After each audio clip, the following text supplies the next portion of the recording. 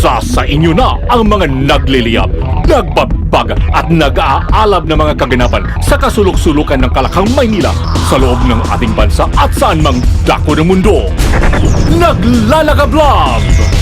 Katatampukan ng mga pambihirang kaganapan na bumabandera sa mga police blotters, mga kulay dugong pangyayari na nakakagimbang at mga nakakatawang pansing eksena na tiyak na pag-uusapan.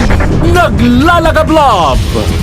At narito na ang naglalagablab na mga balita sa DCXL 558! Naglalagablab sa 558! Tuloy ang naglalagablab ng mga balita ngayong pananghalian. Ako si Buddy. At Weng. Kasama, may bunga ang paggawa na mabuti sa kapwa. Ay, talaga, totoo yan. Apo, karma, good karma. Napatunayan yan isang traffic enforcer ng MMDA na si Reynaldo Romano. Kinukonsidera na kasi ng MMDA na gawin itong regular sa kanyang trabaho.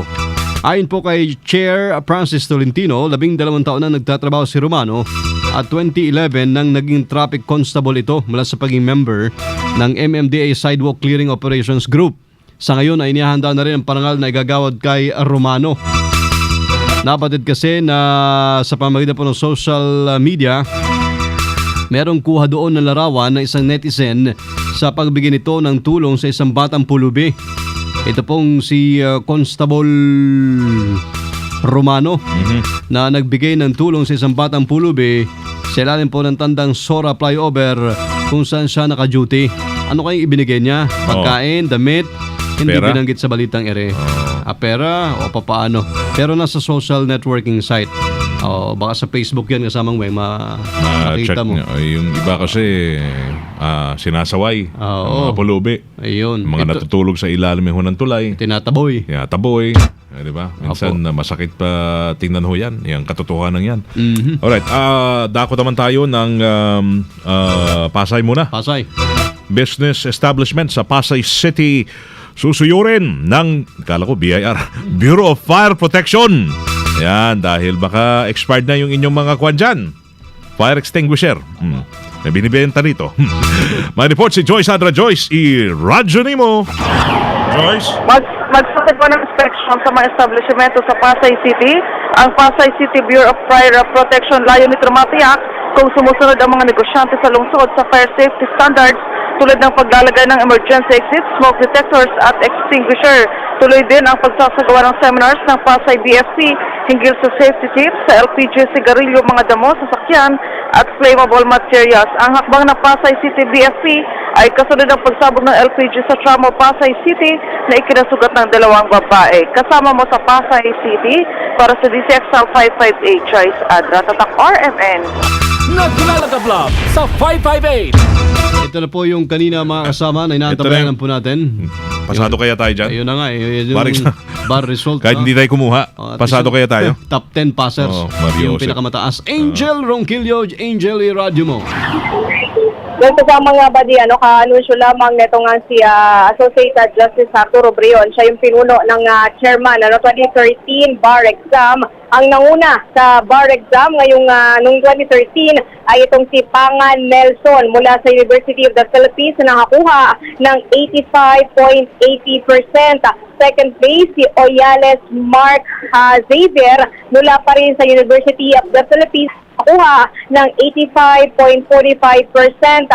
Ang third place ay si Ortea Ruth mula sa University of Batangas na nakuha ng 84.20%. Yung pang-apat na place ay si Eden Catherine Mopia mula sa University of the Philippines na nakuha ng 84.05%. Pang-lima, fifth place ay si Mercado Jeffard Tercel Maria mula sa University of San Carlos na nakuha naman ng 83.90%. Pang-anim, sixth place naman ay si Sarausad Manuel Elijah mula sa University of Cebu na nakuha ng 83.80%. Seventh place si Suyas Catherine Paula mula sa San Beda College of Manila, nakakuha naman ng 83.75%. Ang 8th place naman ay nakamit ni Michael Q. Jr. mula sa University of the Philippines. Muli, nakakuha siya ng 83.70%. Ang 9th place naman ay nakamit ni Marjorie Fulgeras mula sa Ateneo de Manila University na nakakuha naman ng 83.65%. At ang yung pang 10th place naman ay nakamit ito si Cyril Arnesto. Siya ay mula sa University of the Philippines at nakakuha ng 83.60%. Mula sa mga nagkumuha ng nasabing pagsusulit, out of 5,292 na kumuha ng pagsusulit ay nakapasa ay 1,174. Ito yung figure na to na ibig sabihin ay 22.18% mula nga sa kabuang kumuha ng nasabing pagsusulit. Ang oath-taking naman ng mga nakapasa sa nasabing prestihiyosong bar exam ay gaganapin sa April 28, 2014, alas 2 po yan ng hapon, dyan sa Philippine International Convention Center o kaya yung PICC. Yan ang Angel, yes. pakiulit nga, sino yung top notcher? Ang top notcher? Top notcher, itong si Pangan. Wait lang yung kasi yung medyo wait si lang. Nelson kasi yung cellphone ko medyo ito si Nelson Pangan.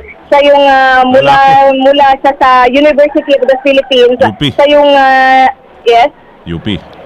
Yes, UP. Tapangan Nelson mula sa University of the Philippines. Nakuha siya ng 85.80%. Siya yung top notcher. At dito sa labas ng Korte Suprema, merong mga, nandito na yung mga kumuha ng bar exams. Ito, mamaya maghahatak tayo dito ng mga... Andyan din kaya yung top notcher. Pumipila ba dyan? Nag-aantay ng resulta? Ito, tabayan na natin. Sa ngayon, wala pa naman. Pero sabi dito, yung FB na yun. Meron ba yan silang FB? Ang Supreme Court, may FB ba sila?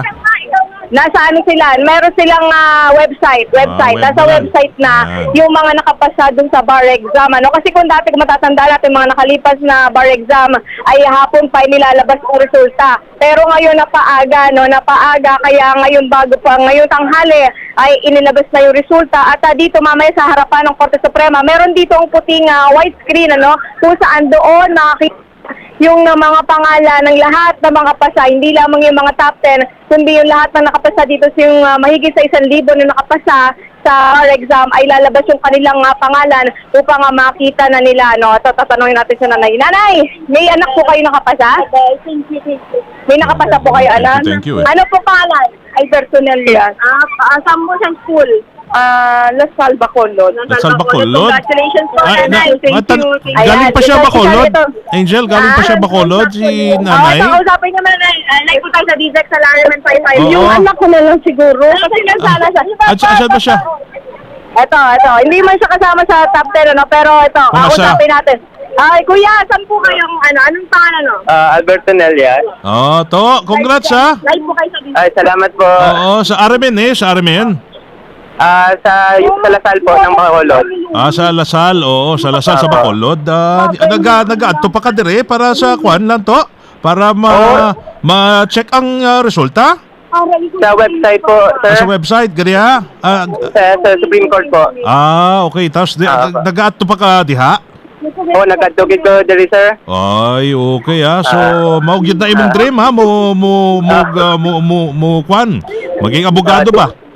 Thank you, sir. Will do. First time mo kumuha, kuya, na First time po. First time. Hindi second na. Ayos ha. Ayan. Usay mo place to? Usa place? Ay, may pabol. Ay, sige po. Hello po. Unsay place to? Walang place po. Wala Basta ba? happy lang po to pass. Okay. Thank you po. Ayan, Ito yung... Magbakulod inasal na yan to, karon. Oo. After nga, kaon na. abala na sila nung kanyang magulang, nung kanyang nanay. Siya yung kasama niya dito. Napakasaya nung Tatay, kanyang magulang. Siyempre, dahil sa nakamit nung kanyang anak, At meron pa dito kasi yung iba, hindi pa pinapakita yung mga pangalan dito sa white screen. Kaya yung iba mga nag-aantabay na kumuha ng bar exam ay naghihintay pa rin dito, para makita yung kanilang pangalan na magsuscroll dito nga dito sa harapan ng Korte Suprema, At kung mamaya kukuha tayo ng kumpletong listahan, nung kasamang Weng, nung buong pangalan, nung 1,000 mahigit na humuha ng pagsusulit upang ang maipabati dati, kung meron man dito nag-aantabay na kung nakapasa ba sila sa nasabing pagsusulit. Right. So, yan Salamat, Attorney Yes. Angel. Yan ang report kasama mo dito sa Korte Suprema para sa DZX 558, Angel Ronquillo, Tatak, RMN. Biro mo, no? Tawagan ka na Angel. ngayong Attorney Ronquillo o kaya kung, di ba, kung nakapasa ka, di ba? Di ba may... O taking na lang. Meron. O taking. May Latin yan, di ba? What you see is what you get. Angel, thank you, ha? Naglalagablab sa 558 DZXL Ulat Palaro. Dali lang. Naalala ko tuloy. Oy, baka nakamonitor si Attorney. Attorney, ito na ako kasama. Ikaw na. Sports! Ilalabas na sa Sabado ang unang bahagi po ang 24/7 documentary na rematch nila dating 8 Division World Champion Manny Pacquiao at WBO Welterweight Champion Timothy Bradley Jr. Mapapanood dito ang yung mga huling laban nila na Pacman at Bradley.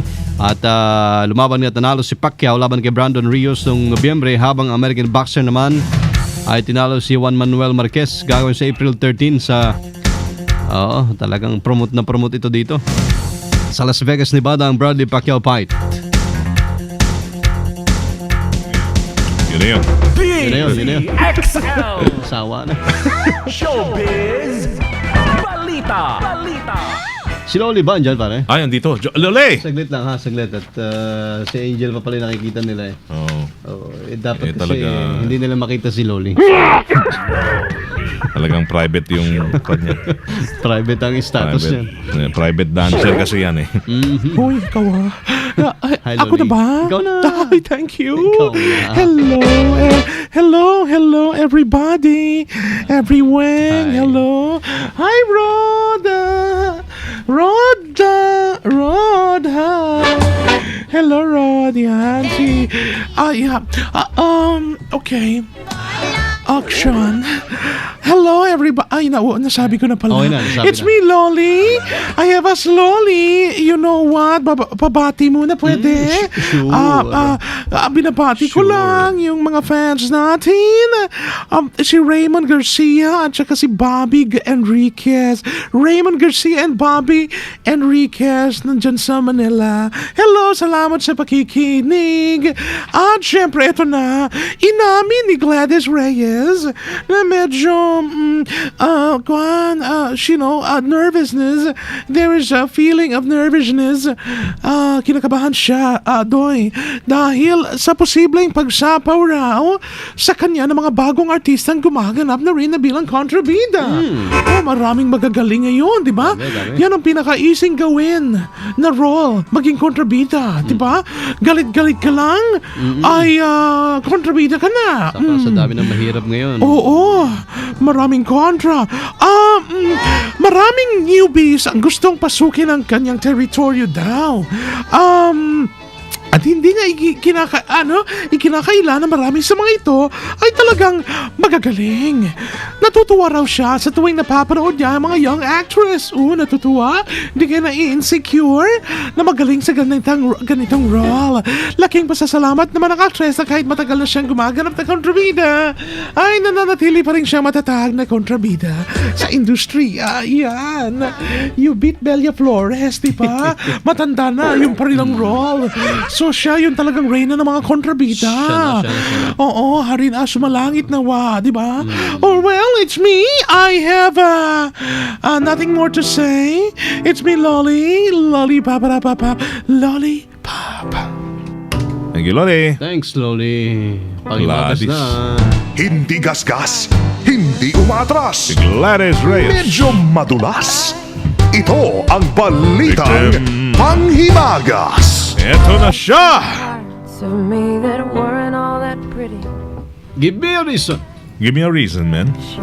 Man. What's the reason? Ito na. Magandang tanghali po. Tanghali. Wow, thank you so much. Ito na po ang ating balitang panghimagas. Ayan, okay. Okay. One and only. Sa Florida, USA. Ito. Nako, ito na naman. Madugo ito. In Florida, USA. Aha. Oh my God. Oh my God, you know? What? You have This no is about subtitle? I don't have this. The shoes you should of, have subtitle. Alam mo naman, DVD ka. according to the news, this is a very Oh. new transformation of shoes that was made by husband and wife Chris and Aisha Campbell from Florida, USA. Really? You know why? Yeah, why? Because the stiletto shoes was made like ice cream. It has an ice cream design. Oh. The shoes, ice cream design. Yes. Eh, di masarap kainin yun. Masarap na, ano ba ginagawa sa ice cream? Masarap lang tingnan kasi Tingnan. Di parang replica siya ng sapatos na ice cream. Yan. Ang pinakakatawan daw nito ay vanilla ice cream. The body of the shoes was designed like vanilla ice cream, and it has a melting design of chocolate icing, and it has sprinkles and cherries on top to make it like a real ice cream shoes. But this is not really an ice cream, so sad to say, It's, you cannot eat it. this. You Yes. cannot eat it. You cannot lick it. Yes. This is the sample of the ice cream shoes. stiletto Look at the camera. shoes. Look at the high definition camera and you will see clearly the Ganun lang. shoes. Yung Yes. sapatos, di-decorate na parang ice cream. Yes. But that is very expensive. you Kulang know. na lang saging. Parang May banana, cherries to. banana Yeah. split. Na yan. That is Oh. the balitang. So how dessert. much is that? Thank you very much. Yan po si Misteryoso sa Grabe balitang naman yung sagot mo. panghimagas. Sabi ko, how much is that? Thank you very much. Tanong ko, how much? Thank you very much. Sa ngayon, priceless pa siya sa market. Priceless. yeah, And what is the English of panghimagas? Yeah. Dessert news. Thank you very much. Thank you. Thank you, boy. Dessert news. Dire. Parang taga St. Peter lang. Ang Ayan. Okay. Parang kulang na lang may dala ng yung mahababang patungan ng kwan ng ano to ng yung kandila. Ayos na, di ba? Ayan. Dire-diretso na ho tayo. Ay, salamat. Wala ka bang kape dyan? Ay, meron. James 5-in-1 Coffee. Salamat ha. Huwag kalimutan. Matapos ng nariya. Masarap pong humigop ng mainit-init na James 5-in-1 Coffee. Available ho yan sa lahat ng leading drugstores and grocery supermarkets nationwide. Nagpapalakas ng ating resistensya dahil ang sa James Coffee, di labas na kape. Kakaiba ka sa lahat. James 5-in-1, 7-in-1 at 3+1. Meron ding bagong-bago James Brown Coffee. At suportahan, sali na, join kayo sa San Rafael High School 45th founding anniversary at Grand Alumni Homecoming ngayon noong April 19 to 20 dyan sa atin sa San Rafael High School campus sa Poblacion Abradillo Occidental, Mindoro. Alumni Homecoming! Nako, Mario Josep, marami yung mga attend. Dami. Maraming alumni, di ba? Alright, diretso na. Naglalagablab na balitang tatak, RMN, yun na pakinggan sa DCXL 558. Si Aimee pala Mendoza na nanonood sa atin na si Aimee thank you po. sa FB, nag-FB pala. Inaabangan tayo. Uy. Sabi ko kanina, darating kami. Inaabangan tayo. Ganun Darating ba? kami. Nakarating Salamat, na. Alis na ho kami. Okay. Bukas ulit, umaga. Ayan. Ay, ngayong tanghali ng Martes, March 18, 2014. Sama nyo sa serbisyo publiko from the province of Occidental Mindoro. Mabuhay ako si Buddy Oberas. At from the city of Sambo, this is Primo Hermano, Weng de la Peña. Kayo po lahat sa DCXLI. Tatak RMN. Sumainyo ang 15 minutong kalipunan ng mga pinakahuling kaganapan sa Kalakang, Maynila, sa ating bansa at saan mang dako ng mundo. naglalagablab. Dito lamang sa Unang Pihit DZXL 558, ang bagong kasama mo.